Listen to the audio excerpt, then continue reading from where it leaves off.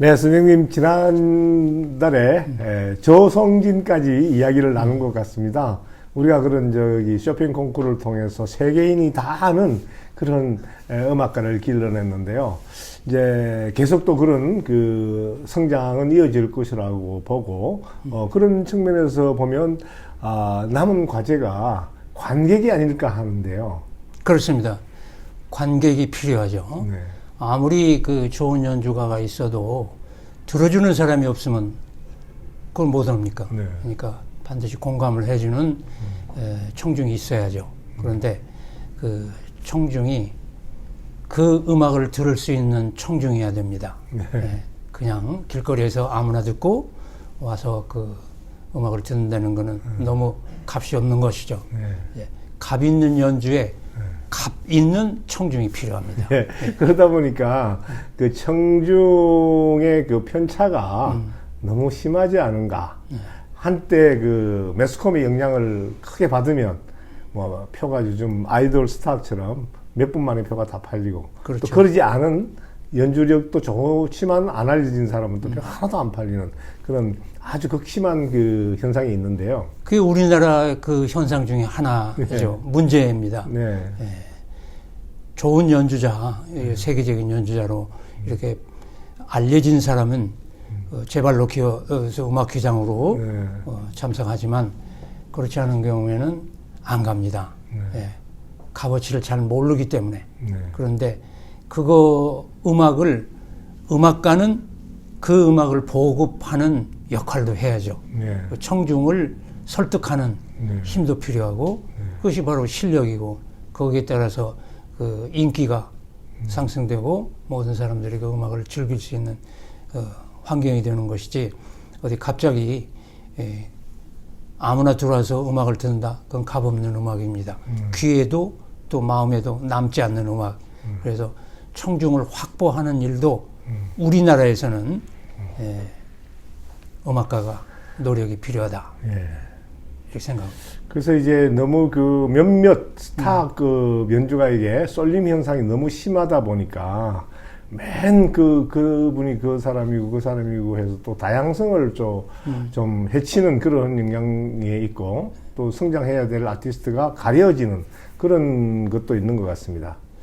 공연장에 따라서 그리고 우리나라에서 이제 서울에서 여러 공연장이 많이 있지 않습니까? 예술의 전당을 비롯해서 많이 알려진 세종문화회관이나 요즘에는 각 구에서 운영하는 문화센터에 또 이런 공연장 이런 걸 많이 활용해야 된다고 봅니다. 그래서 그 값 없는 연주자라도 발돋움 할 수 있는 공연장이 많이 있어서 거기에서 지원을 아끼지 않고 모든 이들에게 나눠지는 일을 같이 해야 되지 않나.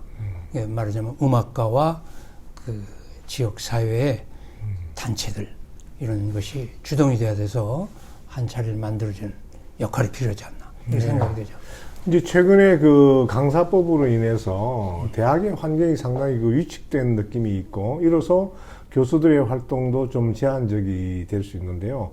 독일 같은 경우나 이런 데서 보면 대학과 지역사회 소사이어티가 서로 결합된 그런 형식도 많이 나오지 않습니까? 많이 나옵니다. 그러니까 제가 언젠가 말씀드렸는데 그 음악대학에서 연주하는 프로그램이 그 지역사회에서 공유를 합니다.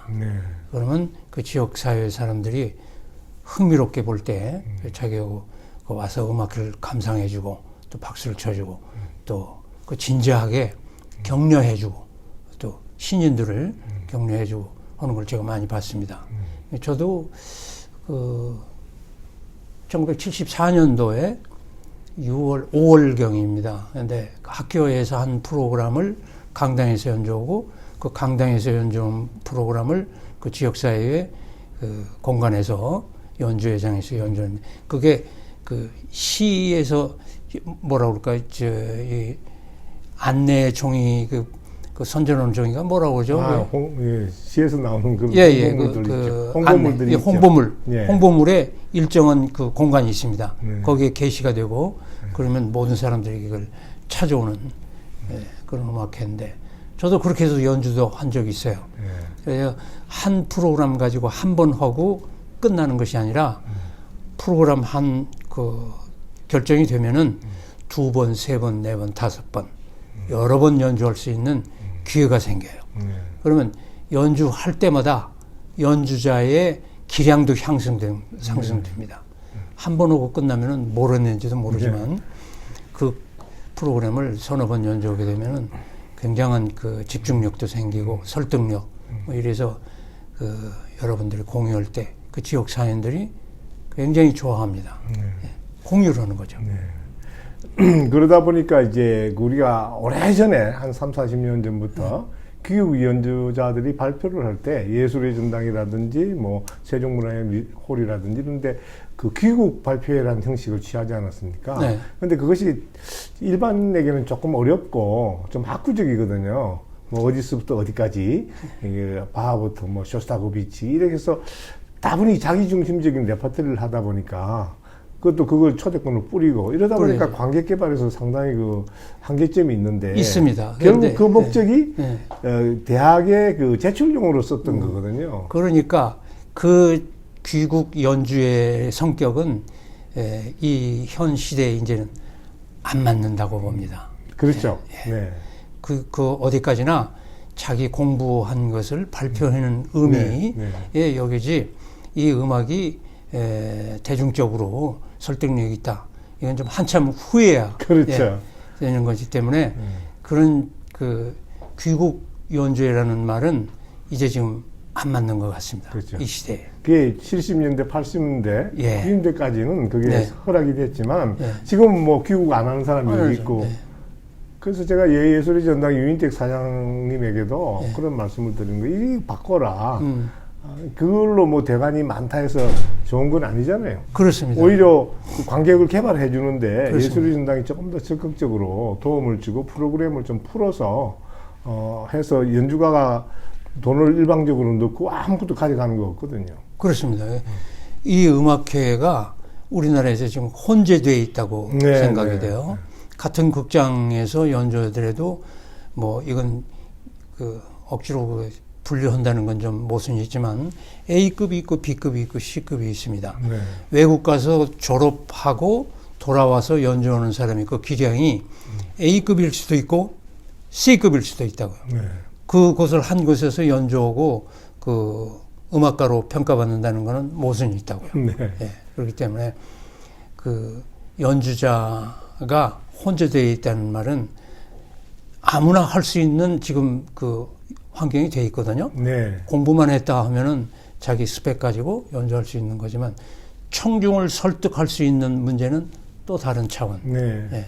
그러니까 청중을 설득할 수 있는 수준이 돼야 된다고. 귀국 독주회라는 말은 쓰지 말아야 된다고. 네. 예.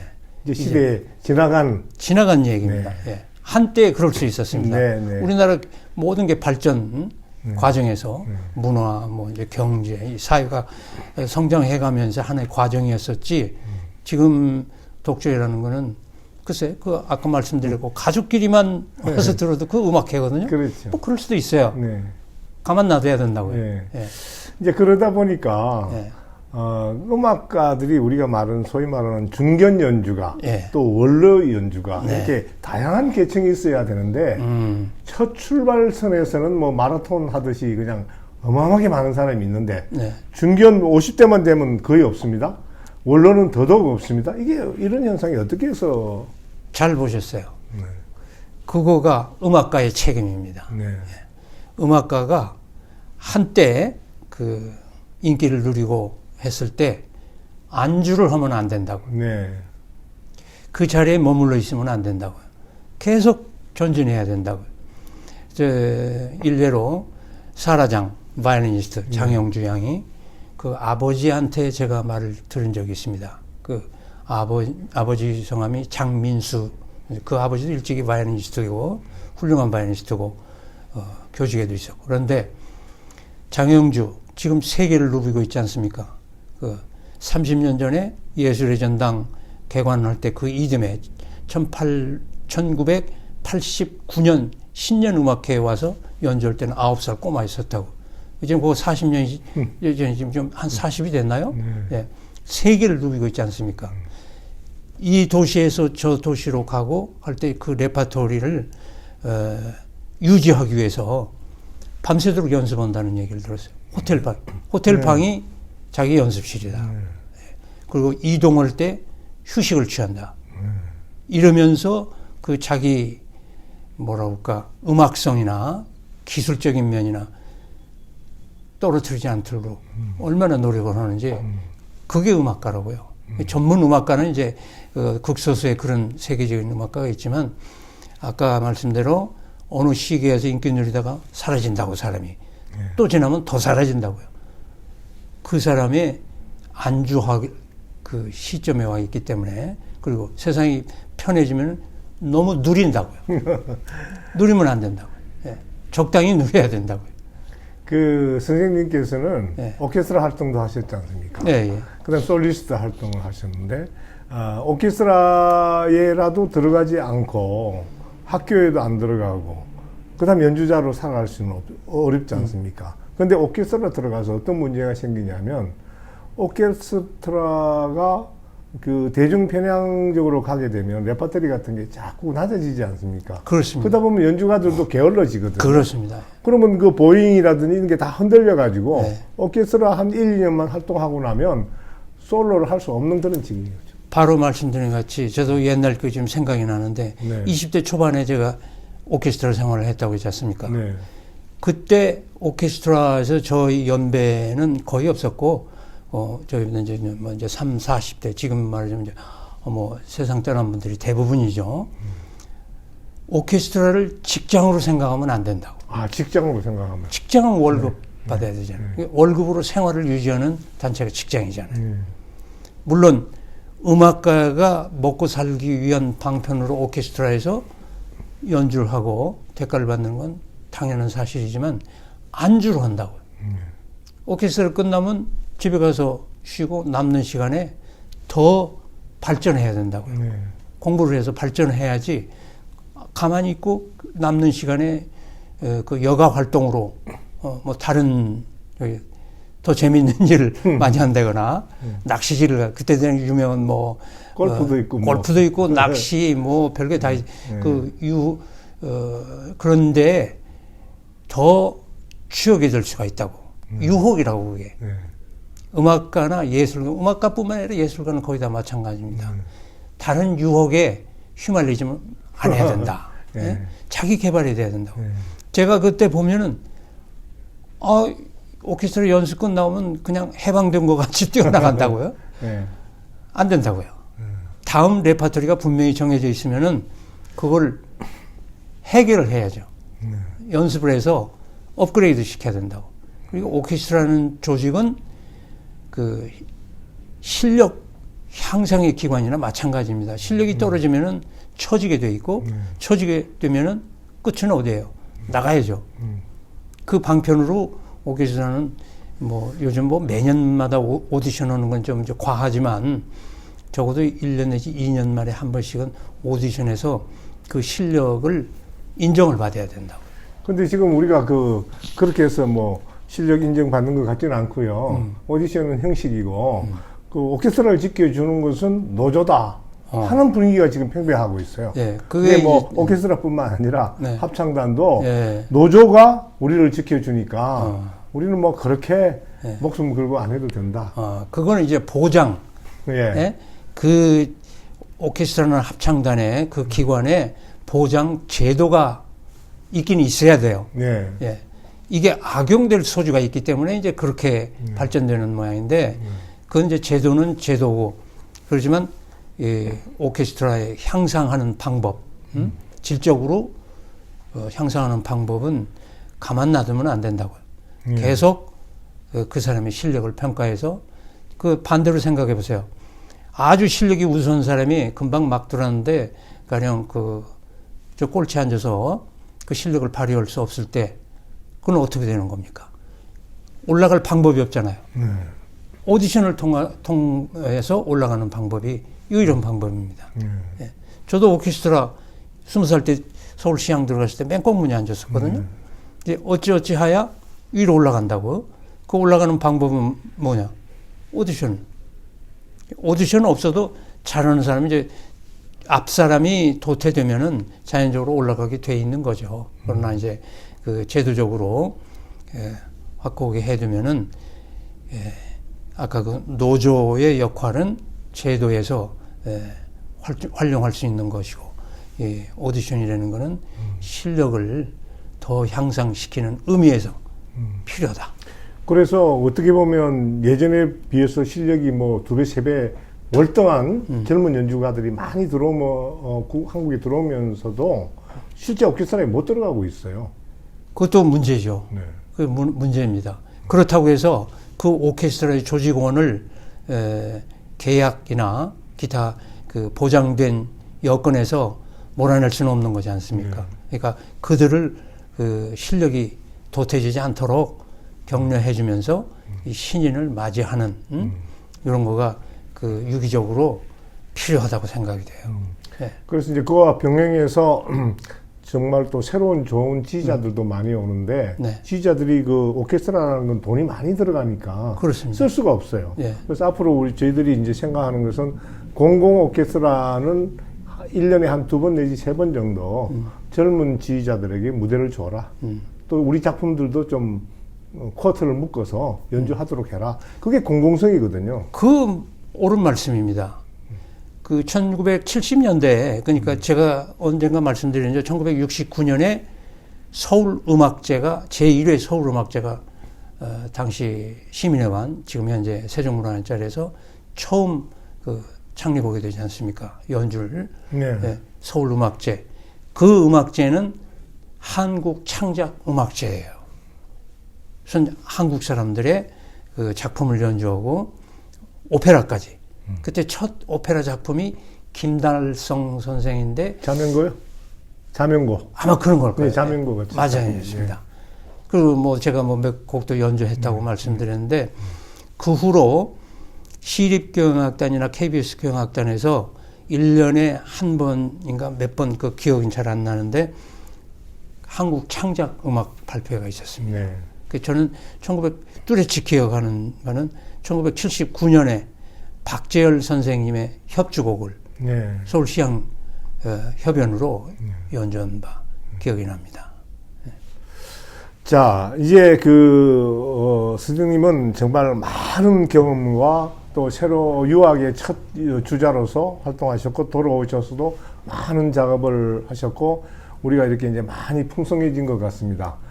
그래서 이제 음악가의 삶이 그 배우들이 무대에서 죽는 게 꿈이라고 그러지 않습니까? 네. 결국 연주가도 살아있는 순간까지 연주를 할 수 있어야 되는데요. 네. 거기에는 아까 선생님 말씀하신 대로 그 자기가 자기를 채찍질하는 그러한 강한 그게 있어야 되는데, 그것이 생활에서 젖다 보면 잃어버리게 되거든요. 맞습니다. 제가 말씀드릴게요. 이 성장 과정에서 음악가도 성장하는 거거든요. 네. 예, 이제 그래프가 둘이 그 선이 있다면은 그 테크니컬한 면은 어려서부터 계속 상승되어 온다. 네. 예? 어느 시점이 가면은 꺾이게 되죠. 그러나 이 내면적인 음악성, 자기 그 발전할 수 있는 모든 걸 포함한 음악성은 나중에 이 그래프가 생긴다고요.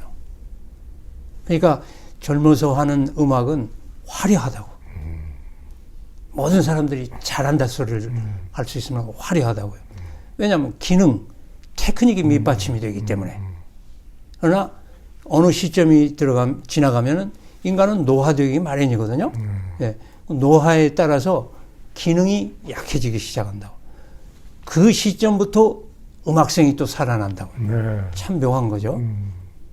근데 이 둘이 정점으로 만났을 때가 최고의 음악입니다. 네. 예, 제가 그 감히 뭐 맞는 건 아니에요. 제 느낌으로 보면은 40대에서 50대 지나갈 때가 가장 중요하다. 네.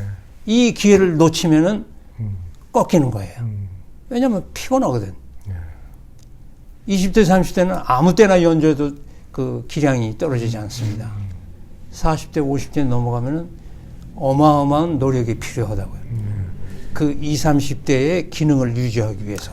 그 듣고 보니까 네. 이제 기량을 보완해 줄 수 있는 그 내면성이라 그럴까 또 하나의 새로운 시각, 세상을 향한 열림이라든지 네. 또 인문학에 대한 그 그렇죠. 공부라든지 이런 네. 것들이 돼서 이게 음악이 하나의 또 새로운 콘텐츠가 만들어져야 된다. 그렇죠. 네. 그런데 그거를 그 20, 30대에 올 때 기능에만 몰입돼 있으면 예. 안 된다. 예.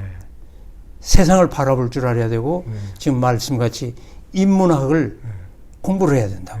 틈만 나면 문학적인 작품이나 또 여행에서 얻는 거나 또 자기 이 세상의 갈등에서 그 해방되는 그 노하우 또 기쁨, 슬픔 모든 경험이 막 농축이 되면서 40대, 50대 넘어가면서 음악에 잠겨지게 된다고요. 음악에 포함된다고요.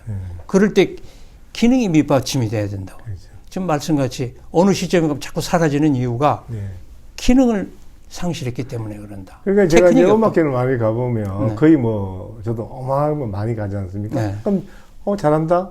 그래 신선하다? 이거는 있는데 예, 예. 맛있다가 없어요. 글쎄요. 그 지금 맛있다라고 표현되시지만 저는 깊은 맛이 예, 없다. 깊은 농익은 예. 맛. 그리고 감동이 안 된다. 예. 잘한다 하고 박수를 예. 힘차게 쳐주고 내가 근데 감동을 감동은 못 들었나. 없어요. 예. 이게 문제다고. 예. 그래서 그 세종문화회관 개관으로부터 10년, 또 예술의 전당 개관 10년. 그래서 그때 제가 느꼈던 감동을 요즘은 거의 느끼기가 어려워요. 세상이 달라졌잖아요. 예. 첨단화되어 있잖아요. 예. 모두가 똑같다고요. 예. 예? 우리 당시에는 내가 80년, 70년대부터 대교직에도 있었고 했지만 대가들을 만나고 싶은 꿈은 평생 가지고 있었다고. 네. 그 시대. 이제 20세기지 않습니까? 당시에. 지금은 21세기지만. 20세기의 대가들을 발로 뛰어다니면서 만나고 다녔다. 비행기 타고 다녀. 예. 뭐, 제가 맨 마지막에 만난 이제 교직에 있을 때인데 1990년이죠. 네. 지금도 그것도 한 30년이 넘나요? 예. 예. 다니엘 샤프랑 샤프란, 예. 꼭 만나고 싶었다고. 예. 어디 와서 마스터 클래스를 하나를 찾아보니 룩셈부르크 국립음악원에서 여름에 마스터 클래스를 하고 돌아가더라고요. 찾아갔죠. 여기 신청하고. 비행기 타고 기차 타고 버스 타고 물어 학교까지 찾아가서 짐 풀고 이제 숙소 정하고 그 이튿날 그 선생님한테 선생님만 보는 것만 해도 행복한 거예요. 예, 그렇죠. 태가지 않습니까? 네. 우리는 레코드 LP판으로만 듣던 음악가다고. 동구권에 러시아 사람이라고. 갈 수가 없었다고 그때. 서구에 나올 때 보니까 이미 그 사람을 만나기 위한 그룹이 형성돼 있어요. 네. 1년에 한 번씩 각처 뭐 오스트레일리아, 위인, 이제 서울에서는 제가 갔으니까 서울, 독일 뭐 이런 데서 음악가들이 그 사람을 만나러 와요. 그게 마스터 클래스더라고. 네. 이게 얼마나 행복한 겁니까? 찾아가서 만나고 그 사람의 숨결을 듣고 이 대가의 삶을 바라보는 거지. 피부로 느끼게 되고 굉장한 도움이 되더라고요.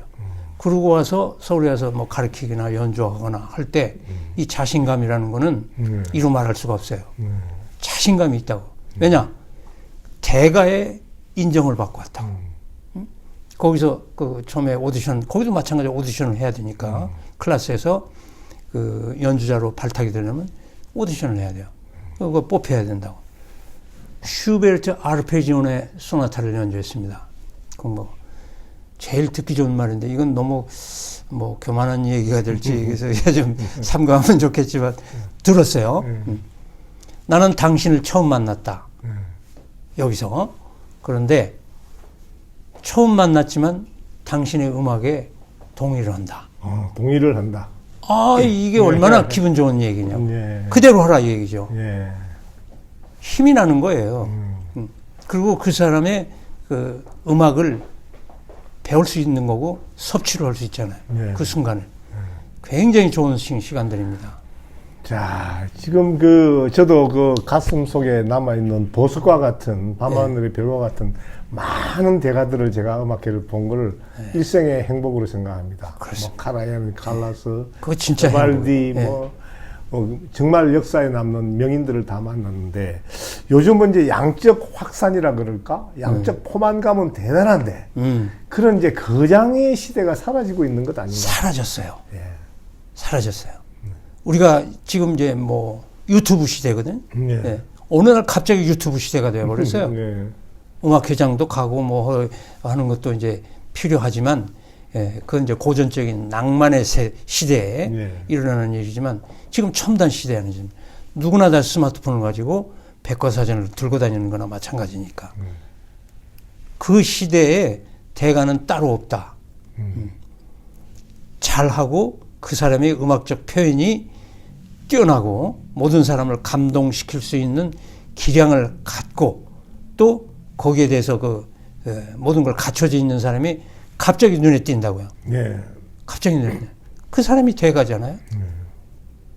다른 사람이 대가가 없더라고. 이게 21세기의 큰 변화 중에 하나고 우리가 거기에 살면서 깜짝깜짝 놀라는 시대에 살고 있다. 이렇게 생각이 돼요. 자, 이제 변화의 시대, 아주 빠른 변화들이 오고 있는데 자기를 깨우는 힘, 자기를 늘 변화시키는 그 살아있는 정신은 뭘까요?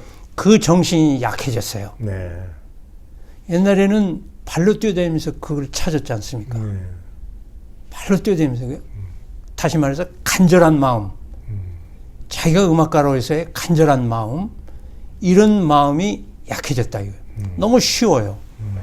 그리고 값을 지불하지를 않는다고. 여기 다 나와 있기 때문에 네. 값을 지불하는 이게 또 문제라고. 요즘 뭐 사진만 해도 마음대로 찍고 마음대로 남는 게 없더라고요. 오히려 다 사라져 버려요. 쉽게 얻은 것은 쉽게 잃는다. 예. 지우기 바쁘다고. 예, 지우기 바쁘다. 지우기 바빠요. 예, 그리고 가치가 없고. 예. 예. 다 자기가 한번 우쭐했다가 예. 그냥 사라진다고. 그렇죠. 이게 이 세상 예. 오늘 현 시대가 아닌가. 그래서 이제 우리 선생님들 사라지고 나면 음악사에 남길 음악가가 얼마나 될까 찾아야 되는 그런 현상이 올 것 같아요. 그렇습니다. 찾아도 이걸 음악사에 남길 수 있을까? 제가 한번 정의를 해봤는데 혹시 탁 선생이 동의하는지는 뭐 나는 모르지만 우리나라 역사가 대한민국 독립에로부터 뭐 임시정부라고 할 때 있지만 뭐 이렇게 했는데 그 역사가 얼마 거의 100여 년 네.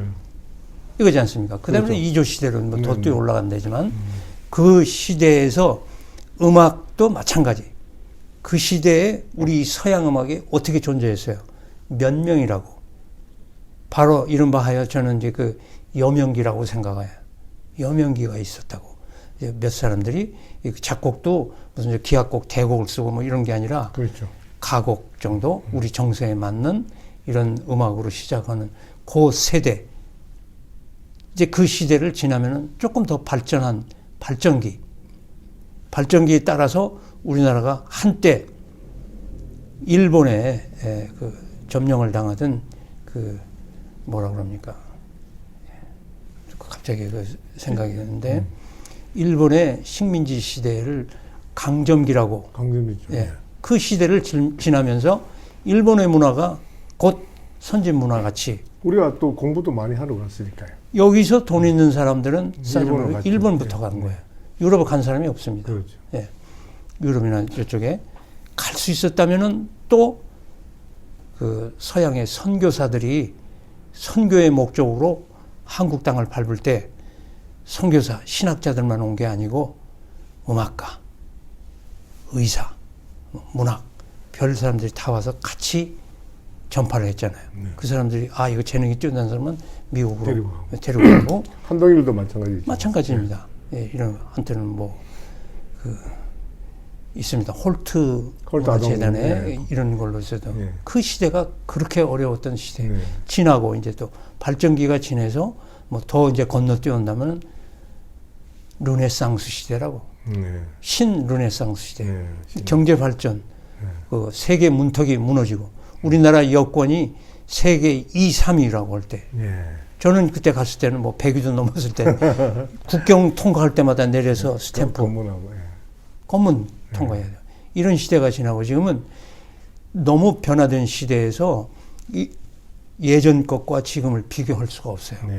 그러니까 그 시대에 여러 명 있는 여명기에 지나서 발전기에. 저는 아마 그 발전기에 예. 속하는 사람 같아요. 이 전 분들도 만나봤고, 우리 지금 활발하게 전 세계를 누비는 음악가들도 바라보게 되고, 너무 혼란스럽기도 그러니까 하고. 어떻게 보면요, 그 우리가 가요에서 장수 무대라는 게 있지 않습니까? 네네. 선생님은 장수 무대를 하신 거예요.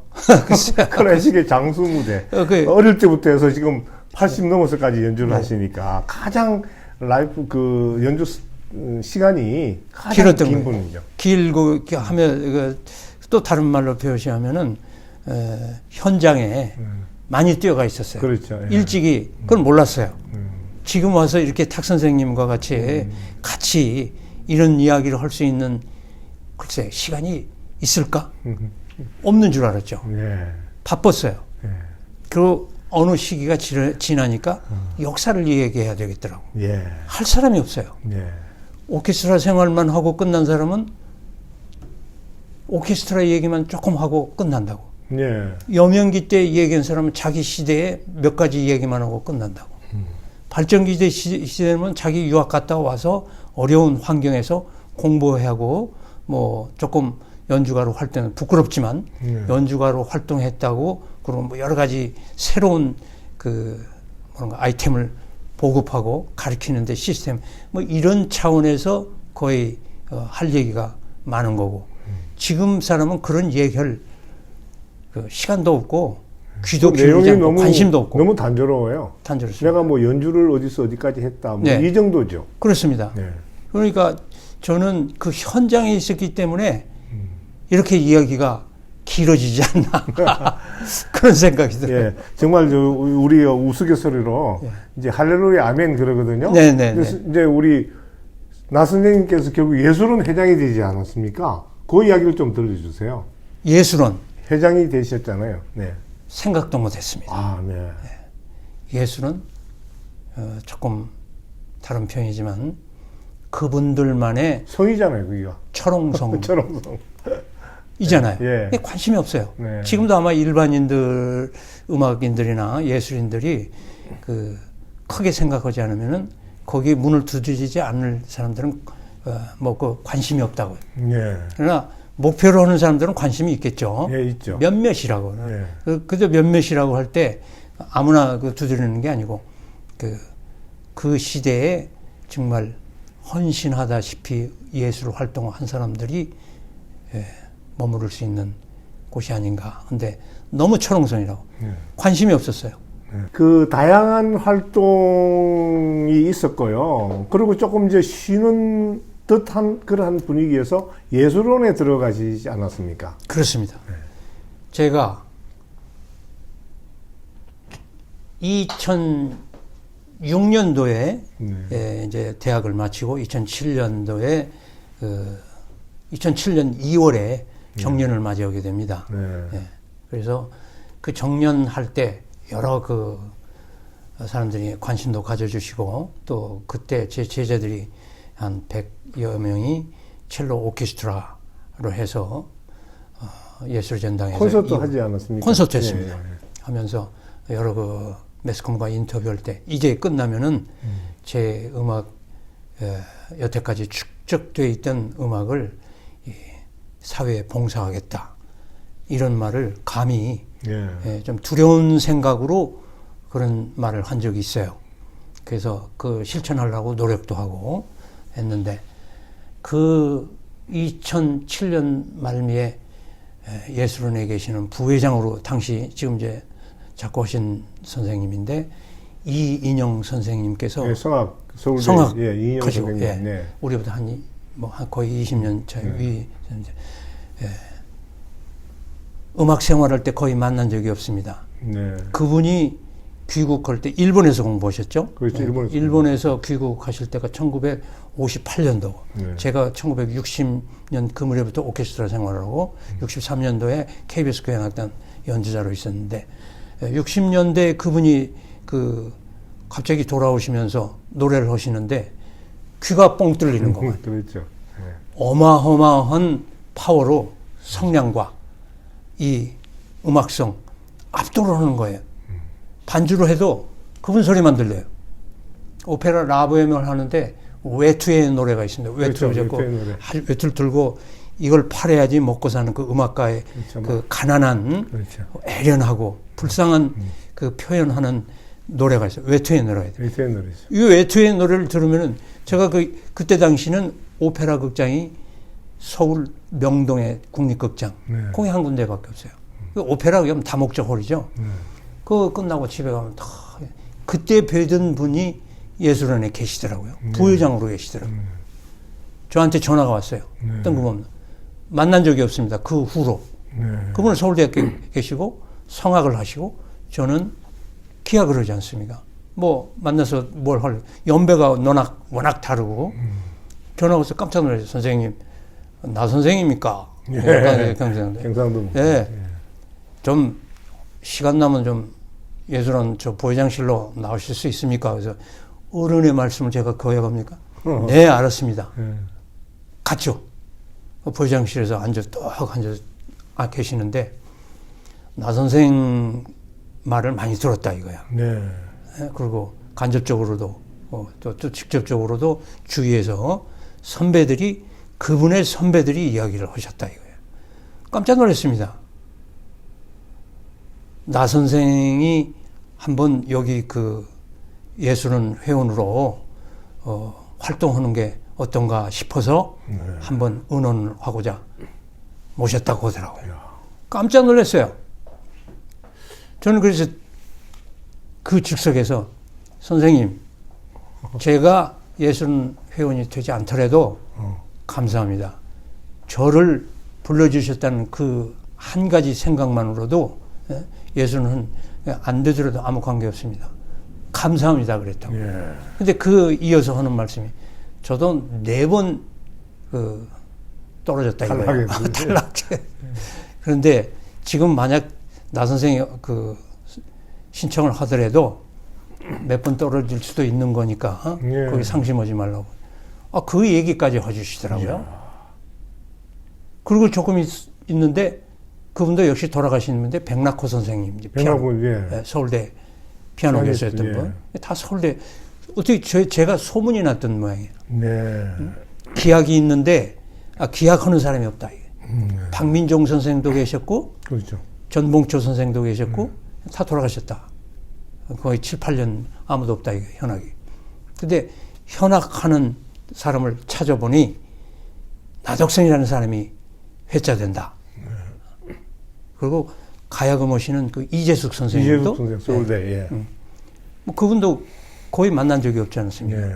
이름을 듣고 제가 그 창작 음악을 많이 했지 않습니까? 그 작곡금. 그분이 또 저를 또 그 암암리의 그 선배들한테 추천도 하고 또 더 거슬러 올라가면은 그 전후로 지금 한 20여 년 전에 돌아가신 임원식 선생님. 제가 또 한번 말씀드린 적이 있습니다.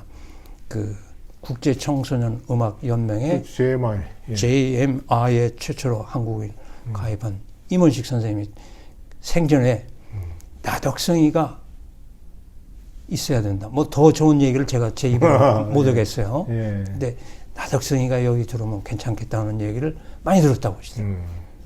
그분이 콜을 하셨죠. 네. 그래서 어떻든 뭐 김성태 작곡가 선생님 이후로 네. 이제 음악에서는 두 번째 예술원 회장이 나오신 제가 거잖아요. 그때가 2008년도입니다. 네, 회장이 이제 2008년 되셨는데 저도 그때 이제 예술원에 대해서는 제가 좀 깊이 아는 것이 네. 그 이야기를 많이 들었어요. 철옹성이고 뭐 웬만해서는 다 탈락된다. 그래서 심지어 오연명 선생이나 김신환 선생님이나 예, 이런 예. 분들도 못 넣었어요. 예. 다 탈락됐어요. 그래서 제가 이명박 대통령 정부 막 들어서자 제가 그 한 방 날렸어요. 아, 그렇습니까? 이 예술원 개혁해야 된다. 그래가 청와대 신문고도 올리고 또 잡지에 썼어요. 아, 그렇습니까? 이거 그냥 그대로 둬서는 안 된다. 그래가지고 이거 개혁해야 된다. 네. 근데 후에 보니까 선생님이 딱 들어가서 이거 천지개벽인가? 이게 또 만장일치로 이렇게 지금 이야기 들으니까 예. 만장일치로 되는데 아마 이러한 선택은 예술원 생기고 처음 있는 것 같아요, 제가. 대개는 그렇지 않았거든요.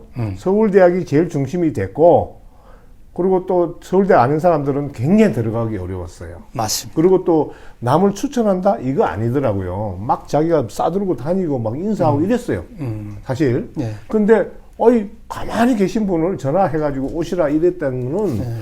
아마 예술원 생기고 아마 처음 있는 일인 처음 거예요. 있는 일일지도 모를 겁니다. 저는 그렇게 생각합니다. 예, 그래서 이인영 선생님이 마침 또 그 부회장 직함을 가지고 계시고, 부회장 그러니까 하셨죠. 저는 뭐 굉장히 높은 예. 분으로 알고 계는데 이분이 딱 일어나지를 못하시더라고. 예, 그렇죠. 그래서 또 한 번 놀랐어요. 예. 예, 나는 그 풍채가 좋으시고, 예. 근데 옛날 그 생각만 하고 무대에서 외투를 들고 노래하시는, 근데 이분이 그 소아마비시고, 그러니까 이제 건강이 악화돼서 점점, 예, 그런 과정에서 일어나지를 못하시더라고.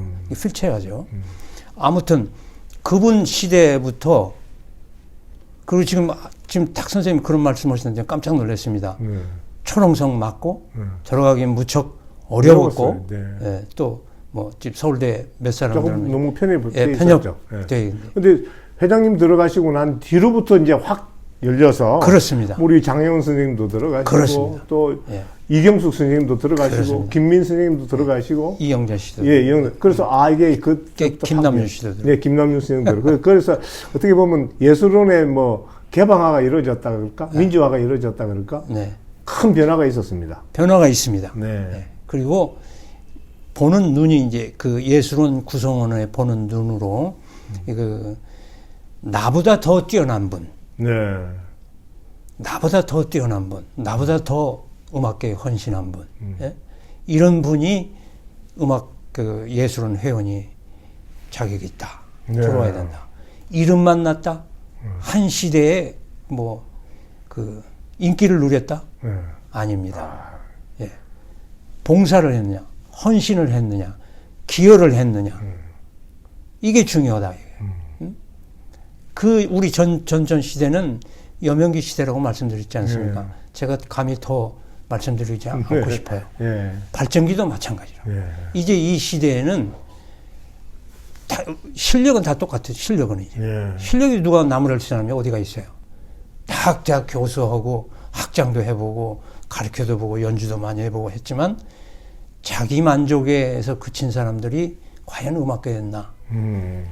희생, 헌신, 봉사 이걸 사랑으로 감싸줬느냐? 예.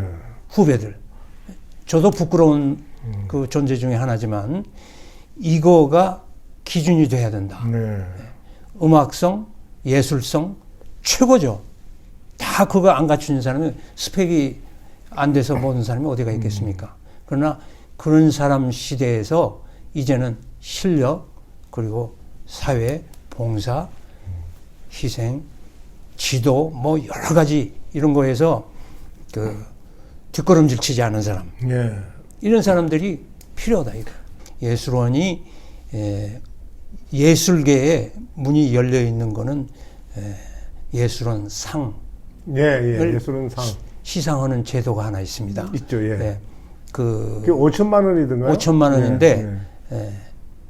금년부터 1억으로 올렸어요. 올렸어요. 예. 회장님이 올리신 겁니까? 그렇습니다. 네.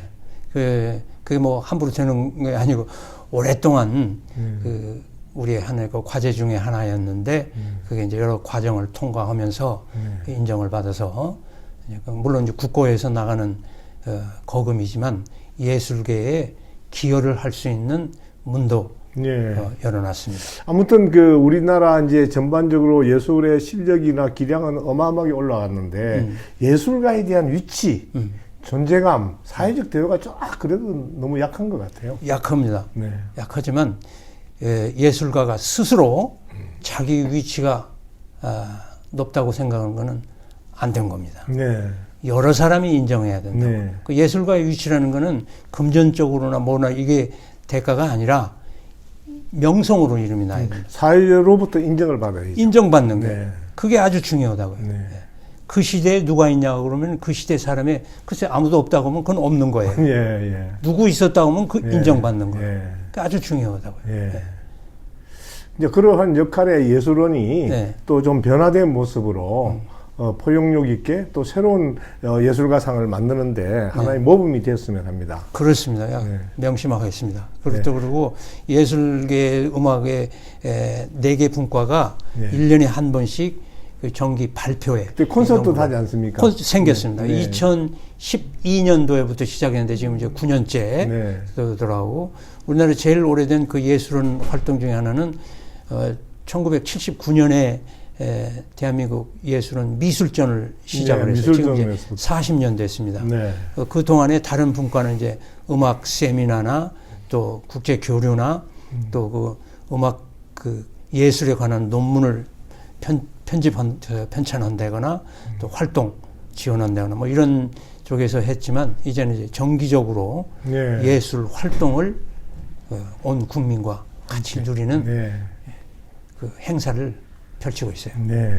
자, 오늘 그 이 시대를 이끌어 오신 나덕성 예술원 전 회장님 모시고, 여러 차례에 걸쳐서 한 작은 음악사를 정리한 그런 느낌입니다. 매우 훌륭하게 인품이나 예술 기량이나 모든 면에서 잘 훌륭하게 이끌어 오셔서 우리 후배들에게 모범이 된 것에 대해서 다시 한번 존경의 말씀을 드리고 앞으로도 더 많은 시간 음악을 통해서 세상을 아름답게 해주시기를 바랍니다. 감사합니다.